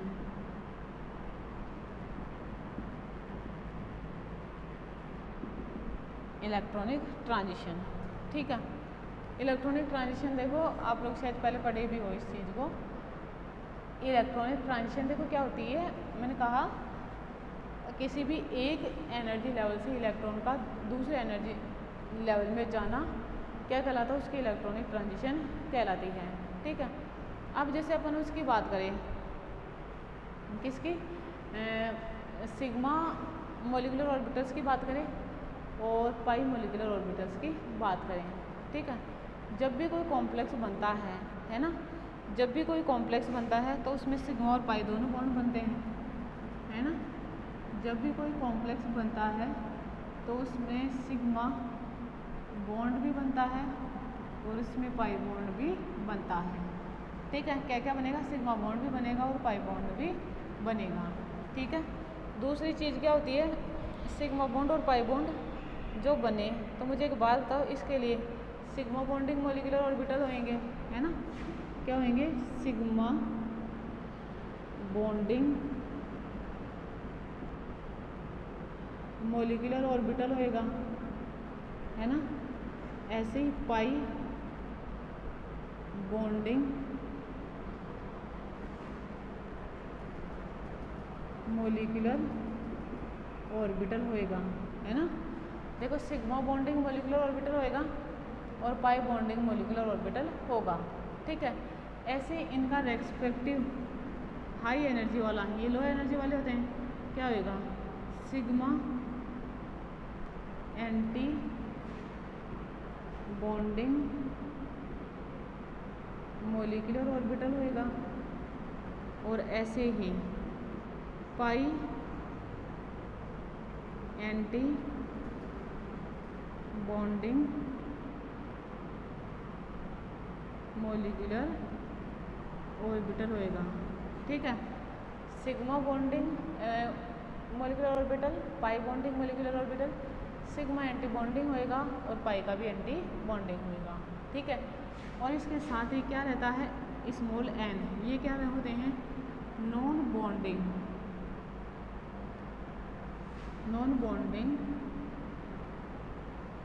Molecular orbital. समझ में क्या होएगा, यहाँ पे 3 प्रकार के ऑर्बिटल होंगे। नॉन बॉन्डिंग ऑर्बिटल होएगा, ठीक है, बॉन्डिंग होएगा और एंटी बॉन्डिंग होएगा, ठीक है। बॉन्डिंग का और सिग्मा बॉन्डिंग और पाई का तो क्या होता है, अपोजिट ऑर्बिटल भी होते हैं, सिग्मा स्टार और पाई स्टार, जिन्हें क्या कहते हैं अपन, sigma star anti bonding molecular orbital और pi star anti bonding molecular orbital. Non bonding का कोई भी अपोजिट नहीं होता है, ठीक है। पहली चीज़, जो बॉन्डिंग मोलिकुलर ऑर्बिटल है वो बॉन्ड बनाने में पार्टिसिपेट करते हैं, समझ में आ रही है। और जो एंटी बॉन्डिंग मोलिकुलर ऑर्बिटल है वो बॉन्ड बनाने में पार्टिसिपेशन नहीं देते हैं। दूसरा, नॉन बॉन्डिंग इलेक्ट्रॉन में इलेक्ट्रॉन तो जाते हैं लेकिन ये भी बॉन्ड बनाने में पार्टिसिपेशन नहीं देता है। क्लियर क्या ये वाली बात भी, ठीक है। अब सिलेक्शन रूल को अगर फॉलो करे, है ना, सिलेक्शन रूल को फॉलो करे इलेक्ट्रॉनिक ट्रांजिशन के लिए, तो सेम मोलिकुलर ऑर्बिटल से इलेक्ट्रॉन सेम मोलिकुलर ऑर्बिटल में ही जा सकता है, ठीक है। डिफरेंट में कभी भी नहीं जाएगा, क्या होएगा, सेम से सेम में जाएगा। क्लियर क्या, जैसे मैंने अभी यहाँ पे कहा कि ये 3 प्रकार के मोलिकुलर ऑर्बिटल हैं, बॉन्डिंग, एंटी बॉन्डिंग और नॉन बॉन्डिंग। तो मुझे एक बात बताओ, बॉन्डिंग मोलिकुलर ऑर्बिटल तो क्या होते हैं, जो बॉन्ड बनाते हैं। बॉन्ड कब बनेंगे, जब इनमें इलेक्ट्रॉन होंगे, और इलेक्ट्रॉन कब होंगे, जब ये मोर स्टेबल होंगे। अगर किसी भी ऑर्बिटल में अगर कोई वेकेंट ऑर्बिटल है, सुनना देखो मेरी बात ध्यान से, अगर कोई भी वेकेंट ऑर्बिटल है ना, उसकी एनर्जी कम है, समझ रहे हो मेरी बात, ठीक है, तो वो स्टेबल है। अब जैसे ही उसमें अब एनर्जी कम है तो पहले इलेक्ट्रॉन उसी में जाएगा, अगर इलेक्ट्रॉन उसमें चला गया तो एनर्जी उसकी और कम हो जाती। तो बॉन्डिंग तो मोर स्टेबल होते जाते हैं, और एंटी बॉन्डिंग में क्योंकि इलेक्ट्रॉन ही नहीं जाता, पहले ये हाई एनर्जी के होते हैं और इनमें इलेक्ट्रॉन नहीं जाता है। 3 प्रकार के सिग्मा बॉन्डिंग जो बॉन्ड बनाने में भाग लेता है, जिसकी एनर्जी कम होती है, जिसमें पहले इलेक्ट्रॉन भरे जाते हैं, जहाँ से इलेक्ट्रॉन ट्रांजिशन करते हैं, वो क्या कहलाते हैं, बॉन्डिंग मोलिकुलर ऑर्बिटल कहलाते हैं। और एनर्जी किससे कम होती है, एटॉमिक ऑर्बिटल से इनकी एनर्जी कम होती है। नॉन बॉन्डिंग की बात करें तो नॉन बॉन्डिंग वे जिनकी एनर्जी, है ना, जिनकी एनर्जी क्या होती है, नॉर्मली एटॉमिक ऑर्बिटल के बराबर होती है, नॉन बॉन्डिंग मोलिकुलर ऑर्बिटल कहलाते हैं। इनमें इलेक्ट्रॉन जाते तो हैं कम एनर्जी होने के कारण, लेकिन कभी भी इनमें ये जो है electron non bonding molecular orbital वो बॉन्ड बनाने में भाग नहीं लेता है, कभी भी बॉन्ड नहीं बनेगा इनसे, इलेक्ट्रॉन बचे तो रहेंगे। जैसे अपन पढ़ते हैं ना लोन पेयर ऑफ इलेक्ट्रॉन, वो लोन पेयर ऑफ इलेक्ट्रॉन यही है, नॉन बॉन्डिंग वाला ही, समझ में आप लोगों को बात। अब बात करें एंटी बॉन्डिंग की, तो ये वो बॉन्डिंग मोलिकुलर और ये वो मोलिकुलर ऑर्बिटल होते हैं जिनकी एनर्जी बहुत ज़्यादा होती है, और एनर्जी बहुत ज़्यादा होने के कारण इनमें कभी भी इलेक्ट्रॉन नहीं जाते हैं, ठीक है। ट्रांजिशन तो हो सकती है, ठीक है, लेकिन इलेक्ट्रॉन इनमें नहीं जाते हैं, ठीक है। तो देखो कितने एनर्जी लेवल बनाऊँ, 5 एनर्जी लेवल बनाऊँ, 2 सिग्मा के बॉन्डिंग और एंटी बॉन्डिंग, 2 पाई के बॉन्डिंग और एंटी बॉन्डिंग, और 1 एन का नॉन बॉन्डिंग मोलिकुलर ऑर्बिटल। बात समझ में ये भी, ठीक है। देखो ज़रा,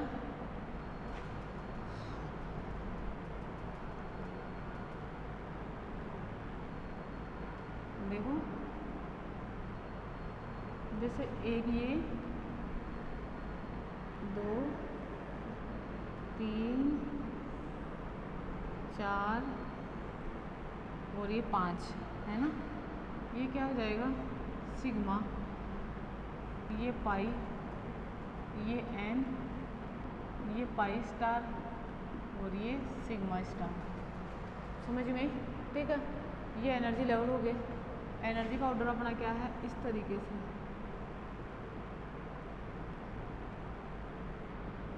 ये क्या है, एनर्जी ऑर्डर, समझ में।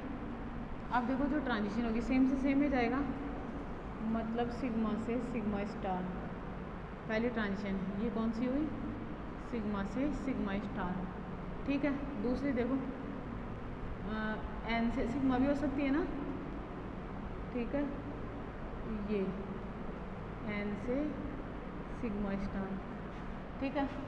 बताओ किस में जाएगा, पाई से पाई में, तो ये क्या होगी, पाई से पाई स्टार ट्रांजिशन, ठीक है।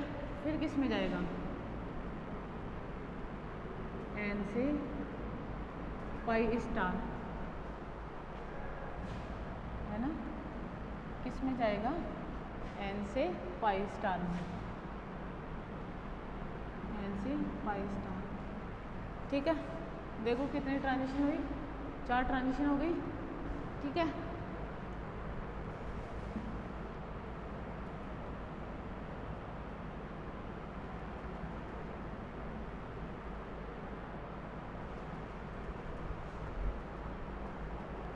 देखो कौन कौन सी ट्रांजिशन हुई, सिग्मा से सिग्मा स्टार ट्रांजिशन, नेक्स्ट क्या हुई, एन से sigma star transition,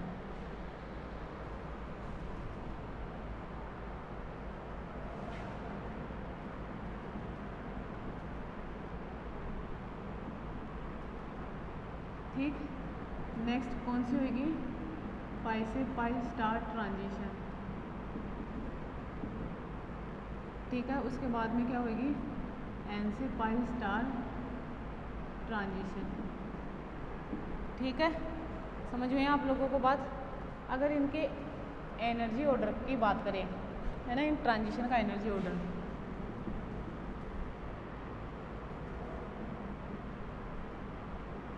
energy order तो क्या होएगा, सिग्मा से सिग्मा स्टार सबसे ज़्यादा, फिर एन से सिग्मा स्टार, फिर पाई से पाई स्टार, और सबसे कम एन से पाई स्टार, ठीक है।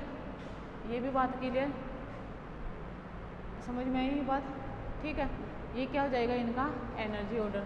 अगर मैं वेवलेंथ ऑर्डर की बात करूँ, वेवलेंथ ऑर्डर, है ना, अगर मैं वेवलेंथ ऑर्डर की बात करूँ तो वेवलेंथ ऑर्डर क्या हो जाएगा, एन से पाई स्टार, पाई से पाई स्टार, एन से सिग्मा स्टार, और सिग्मा से सिग्मा स्टार, ये क्या हो जाएगा, वेवलेंथ ऑर्डर हो जाएगा, ठीक है। वेवलेंथ ऑर्डर हुआ, ठीक है। एन से पाई स्टार, एन से पाई से पाई स्टार, एन से सिग्मा स्टार, और सिग्मा से सिग्मा स्टार, ये क्या हो जाएगा, इसका वेवलेंथ ऑर्डर हो जाएगा। क्लियर ये चीज़, ठीक है। एनर्जी ऑर्डर वेवलेंथ ऑर्डर समझ में आया किस तरीके से करते हैं। अब देखो ये ट्रांजिशन होती किस किस के बीच में, वो देख लेते हैं, ठीक है। देखो सबसे पहले सिग्मा से सिग्मा स्टार ट्रांजिशन, है ना, सबसे पहले क्या है, सिग्मा से सिग्मा स्टार ट्रांजिशन, ये वाली पहले ट्रांजिशन।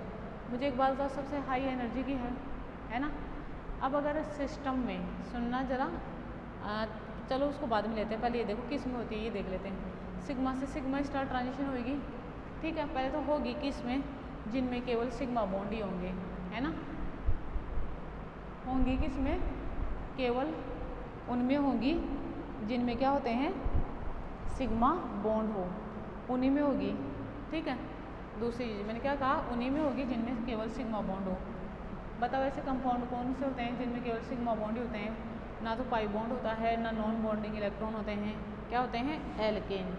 समझ में, एल्केन ऐसे कंपाउंड होते हैं जिनमें सिर्फ और सिर्फ सिग्मा बॉन्ड ही होते हैं, सिग्मा बॉन्ड इलेक्ट्रॉन ही होते हैं, तो वो ये ट्रांजिशन शो करेंगे। क्लियर ये बात है, ठीक है। उसके बाद में देखो नॉर्मली कि जैसे मैं ये कहूँ ये है, उसके बाद में ये कौन शो करेगा, एल्केन। इस ट्रांजिशन का एग्जांपल क्या हो जाएगा, एल्केन, ठीक है। और ज़्यादा एनर्जी की ट्रांजिशन होने के कारण ही तो एल्केन इनर्ट की जैसे व्यवहार करते हैं, रिएक्शन नहीं करते आसानी से। अब मैं कहूँ एन से सिग्मा स्टार, है ना, तो ये किन में होगी, समझना, जिनमें सिग्मा इलेक्ट्रॉन के साथ साथ नॉन बॉन्डिंग इलेक्ट्रॉन भी हो, है ना, किन में होंगी, जिनमें सिग्मा इलेक्ट्रॉन के साथ साथ है। कौन सी ट्रांजिशन है, एन से सिग्मा स्टार, ठीक है। ये किन में होएगी? जिनमें सिग्मा इलेक्ट्रॉन के साथ साथ, है ना, सिग्मा इलेक्ट्रॉन के साथ साथ क्या हो? नॉन बॉन्डिंग इलेक्ट्रॉन भी हो। नॉन बॉन्डिंग का मतलब लोन पेयर ऑफ इलेक्ट्रॉन। तो ऐसे कंपाउंड कौन से होंगे? एलिफेटिक एल्कोहल होएगा, सिग्मा बॉन्ड और नॉन बॉन्डिंग इलेक्ट्रॉन, ठीक है। एलिफेटिक एमीन ऐसा ही होएगा, समझ में आ रही मेरी बात? ठीक है। तो उनमें अपन क्या लिख देंगे? एलिफेटिक एल्कोहल,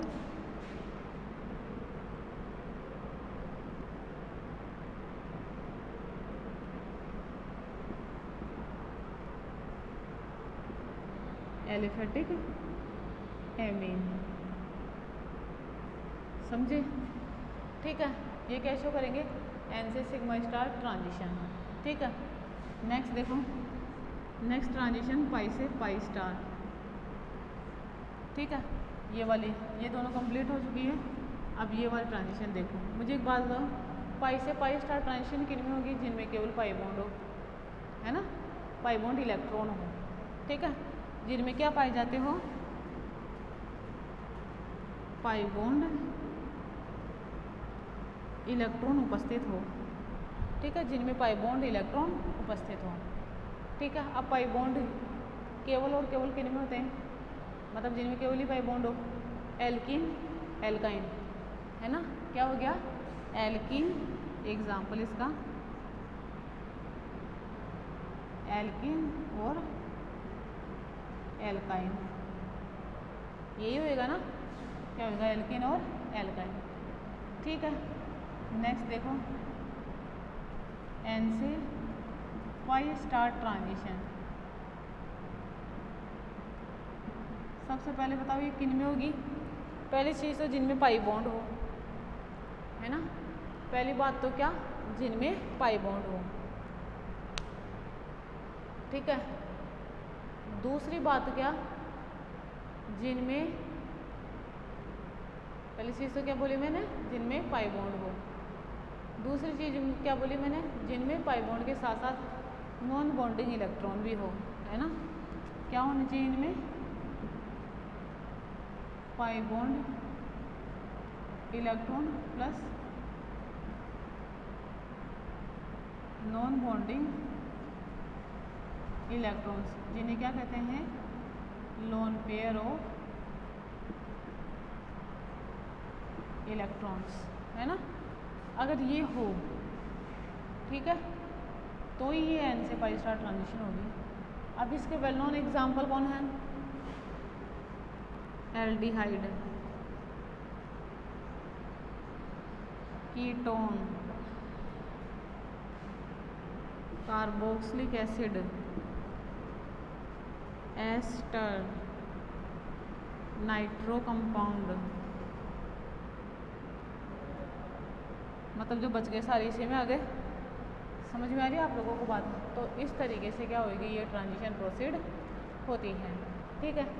अब जैसे ये 4 ट्रांजिशन है ना, मैंने इनका एनर्जी ऑर्डर भी बता दिया आप लोगों को, वेवलेंथ ऑर्डर बता दिया, और साथ में कैसे होती है वो बता दिया, ठीक है। अब ऐसा थोड़ी है तो ट्रांजिशन तो होती होगी, कितनी हो, लेकिन इनमें से कुछ एक अलाउड होती है, कुछ एक फॉरबिडन होती है, ठीक है। अब फॉरबिडन का मतलब, अलाउड का मतलब ऐसा है कि होगी ही होगी, लेकिन फॉरबिडन का मतलब ऐसा नहीं है कि वो नहीं होगी, है ना। मैंने क्या कहा? अलाउड का मतलब तो यही है कि ट्रांजिशन होगी, ठीक है, लेकिन फॉरबिडन का मतलब ये कभी भी नहीं है कि ट्रांजिशन होगी ही नहीं। होगी तो सही, लेकिन वो कम मात्रा में, मतलब उसकी इंटेंसिटी कम होगी। तो यहाँ पे देखो क्या होता है, जो सिग्मा से सिग्मा स्टार ट्रांजिशन है और जो पाई से पाई स्टार ट्रांजिशन है, ये कैसी ट्रांजिशन होती है? अलाउड।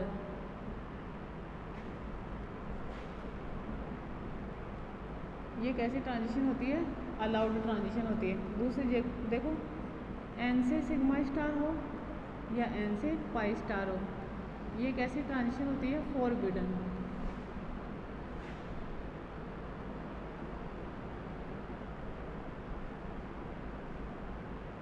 कैसी ट्रांजिशन होगी? फॉरबिडन। बात समझ में आई क्या? ठीक है। तो ये इलेक्ट्रॉनिक ट्रांजिशन थी जो कंप्लीट हो चुकी है।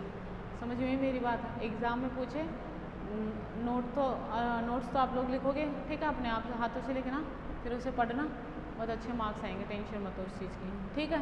तो ये क्या हो जाएगा, इलेक्ट्रॉनिक ट्रांजिशन, ठीक है, ये कंप्लीट हो चुका है। इसके बाद में देखो जो एग्ज़ाम्पल बचते हैं अपने, है ना, एग्ज़ाम्पल्स हैं कुछ एक, वो देखने हैं, है ना। उसमें देखो ट्रांजिशन में एक और चीज़ थोड़ी देख लो, क्या होता है कि जैसे अपन ये तो नॉर्मली जो बात करते हैं वो चीज़ है। अब जैसे अपन ट्रांजिशन कोऑर्डिनेशन कंपाउंडों में भी पढ़ते हैं, है ना, कोऑर्डिनेशन कंपाउंड में ट्रांजिशन पढ़ते हैं ना, वो भी स्प्लिट होते हैं, जो sp-d ऑर्बिटल होते हैं वो भी स्प्लिट होते हैं और ट्रांजिशन शो करते हैं, ठीक है। देखो उनकी स्प्लिटिंग बता देती हूँ और फिर ट्रांजिशन देख लो, ठीक है। देखो क्या होता है कि जैसे इलेक्ट्रॉनिक ट्रांजिशन ये भी तो हुई ना कि जैसे मैंने ये 5 d ऑर्बिटल बनाए हैं, है ना, 5 d ऑर्बिटल, तो ये ऑर्बिटल होएगा, कोई सा ही हो, अपने को क्या फ़र्क पड़ रहा है, पता है, इसलिए मैं लिख लूँगी इसको T2G। तो बताओ यहाँ से इलेक्ट्रॉन यहाँ पे जाएगा, तो ये भी तो ट्रांजिशन हुई ना, तो ट्रांजिशन कैसे हुई, T2G से EG, तब अपन इसको इस तरीके से लिखेंगे, है ना, इस तरीके से होगा। अब देखो क्या होता है कि जो ऑर्बिटल होता है sp-df ऑर्बिटल होते हैं, ये डिफरेंट टाइप से स्प्लिट होते हैं, है ना, समझ रहे हो आप लोग मेरी बात, डिफरेंट टाइप से स्प्लिट होते हैं। कैसे, देखो क्या होते हैं कि जब स्प्लिटिंग के दौरान ये दो भागों में टूट जाते हैं, उसके बाद में इनमें इलेक्ट्रॉन भरे जाते हैं और इनकी देखो एक टर्म होती है ग्राउंड स्टेट टर्म, जो इन मॉलिक्यूल की मोस्ट स्टेबल स्टेट होती है और जिसकी एनर्जी सबसे कम होती है, समझ में आ रही। sp-df से ही रिप्रेजेंट करते हैं उन्हें भी, लेकिन जो उसका लेटर होता है वो क्या होता है, कैपिटल लिखा जाता है हमेशा ही, ठीक है। तो देखो अगर ऑर्बिटल की स्प्लिटिंग लिखेंगे तो अपन T2G और EG ही लिखेंगे, है ना। तो देखो क्या होता है कि जैसे सिंबल हो, जैसे टर्म सिंबल हो, क्या होता है, अभी आ जाएगा आप लोगों को, अपन नेक्स्ट यही पढ़ेंगे, ठीक है। देखो सिंबल, टर्म सिंबल देखो क्या होते हैं, capital S, capital P, capital D, F, G, H, I, ये इस तरीके से, है ना। नॉर्मली अपने ऑर्बिटल कितने हैं, F तक हैं, समझ में आ रही, लेकिन G, H, I ये भी टर्म सिंबल्स होती हैं, है ना। अगर ऑक्टाहेड्रल फील्ड की बात करें, समझ में आ रहा है आप लोगों को मेरी बात, ऑक्टाहेड्रल फील्ड की बात करें तो देखो ये जो डी ऑर्बिटल होता है, D orbital, D term symbol की स्प्लिटिंग भी वैसे ही होती है जैसे डी ऑर्बिटल की होती है। तो देखो यहाँ पे T2G और ये EG स्प्लिटिंग हुई इसकी, तो इनका जो ये है ये कैपिटल लिखा, ये क्यों लिखा, क्योंकि टर्म को रिप्रेजेंट करता है ना, टर्म सिंबल को रिप्रेजेंट करता है, क्लियर। ऐसे ही S के लिए भी होता है, ऐसे ही P के लिए भी होता है, ऐसे ही F के लिए भी होता है, समझ में आ रही है आप लोगों को मेरी बात। इसके लिए क्या होता है, इसके लिए ये टर्म A1G, इसके लिए T1G, समझ में ही मेरी बात है। F के लिए क्या होगा, इनको मिलाकर जैसे A1G प्लस EG, T1G और T2G, मतलब ये चारों है ना, ये A1G plus T1G plus T2G plus EG, ये क्या होते हैं, इसके टर्म सिंबल होते हैं, ठीक है। आप देखो इस तरीके से कॉम्प्लेक्स हो जाता है, इस कारण अपन क्या करते हैं, इसकी स्प्लिटिंग नहीं करते F ऑर्बिटल के आगे, ठीक है। लेकिन टर्म सिंबल की तो स्प्लिटिंग अपन पढ़ेंगे, क्योंकि ऑर्गन डायग्राम ये सब पढ़ने हैं अपने को, समझ में आ रही है मेरी बात। तो क्या होता है, ये भी इनकी स्प्लिटिंग होती है। अब देखो अगर D की बात करें तो D का ये हुआ, तो अब इसको देखो मैं टर्म सिंबल होता है ये, है ना, तो इसको T2G लिखती और इसको EG लिखती, तब ट्रांजिशन कैसे लिखती, T2G और ये EG, समझ में आप लोगों को बात। उसको लिए देखो F के लिए देखना, F किस तरीके से स्प्लिट होता है, जैसे F ऑर्बिटल 7 होते हैं, है ना, ये 1 2 3 4 5 6 7, है ना। अब जैसे इसका टर्म सिंबल F है ना, टर्म सिंबल इसका F है, तो ये कितने भागों में टूटेगा, 3 भागों में टूटेगा। सपोज करो ये इसका एनर्जी लेवल है ना, इसका एनर्जी लेवल हुआ, तो देखो एक तो हाई एनर्जी पे चल जाता है, एक इस तरीके से और एक इस तरीके से। जो नीचे रहता है वो कौन सा होता है, T1G, है ना, ये कौन सा होता है, T1G, ये T2G और ये ई जी मतलब कैपिटल ई, समझ में आप, सॉरी ए नहीं सॉरी ए की तो होगा ना, ये डबल डी जनरेट नहीं होगा, सिंगल डी जनरेट होगा, A1G। अब देखो ट्रांजिशन कहाँ से हो सकती है, देखो यहाँ पे लिख दूँ इसको, यहाँ पे और यहाँ पे, देखो मतलब ये है ना, तो देखो एक ट्रांजिशन, दो ट्रांजिशन, है ना, इस तरीके से ट्रांजिशन होएगी ना। तो यहाँ पे ट्रांजिशन को क्या लिखेंगे अपन, T1G से T2G ट्रांजिशन और T1G से A1G ट्रांजिशन, ये ट्रांजिशन कहलाएगी, समझ में। तो ये भी क्या है, एक तरीके से इलेक्ट्रॉनिक ट्रांजिशन है, ठीक है, समझ में आप लोगों को बात। अब जैसे ये ट्रांजिशन है D1 और D9 के लिए, है ना, आप लोगों के जो सिलेबस में ट्रांजिशन है वो क्या है, D1 और D9 के लिए है, समझ रहे आप लोग मेरी बात। तो पहले तो D1 और D9 के लिए अपन क्या निकालते हैं, टर्म सिंबल निकालते हैं, ऐसे याद नहीं करेंगे, इसको निकाला जाता है, SPDF है ना, इसको निकालते हैं अपन कि किस तरीके से किसी मॉलिक्यूल का अपन टर्म सिंबल निकाले, ठीक है। देखो ये टर्म सिंबल जो होता है ना, किसी एलिमेंट का भी निकल सकता है ना, किसी आयन का भी निकल सकता है, किसी कंपाउंड का भी निकल सकता है, समझ में आ रही, ठीक है। तो वो 1 बाय 1 पढ़ना है, समझ में मेरी बात। तो अपन इसको इस तरीके से स्प्लिट करते हैं, ये क्या कहलाती है, इनकी इलेक्ट्रॉनिक ट्रांजिशन कहलाती है। अब अगर आप लोगों को पूछें इलेक्ट्रॉनिक ट्रांजिशन की एनर्जी ऑर्डर या वेवलेंथ ऑर्डर के आधार पे लिखो, या टर्म सिंबल किस कौन सी ट्रांजिशन होएगी इनमें, तो सब आप लोग क्या कर सकते हो, उसको फाइंड आउट कर सकते हो, उसका टर्म सिंबल निकाल कर। क्लियर ही मेरी बात, ठीक है। बाकी का पढ़ेंगे नेक्स्ट लेक्चर में, ठीक है।